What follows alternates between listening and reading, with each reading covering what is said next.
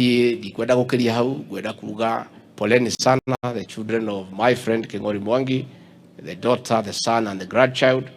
And as I've said, the governor will arrange when you settle down, you cool down a little bit, you can come, we have a chat, we look at whatever could be there for some discussion, we see how to proceed.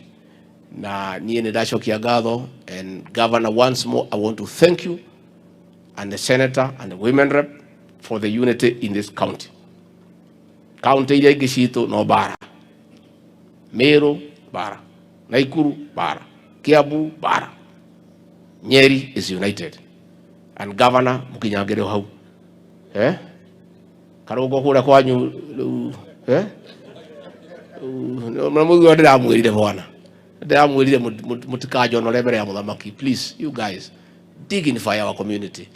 We are people who are known to be peaceful and respectful. Teto yushia dukuganiriria mbere ya muthamaki.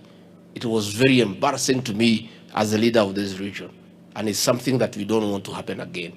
But here in Nyeri, in Murang'a, in Laikipia, in Embu, there's a lot of unity, even in Kirinyaga.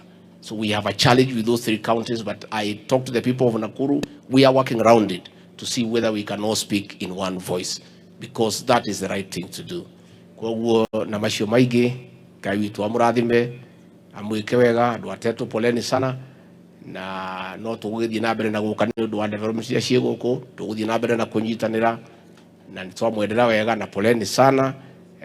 Andu aguku ndugamano ni undu wa muthuri ukomete haha, and twauga huruke ohoro, and Ngai akite wendi wake na tutingimuria kiuria, no kuiganira tukuiganira, no kuririkana tukuririkana family mahoini. Ngai witu amurathime na mwike wega.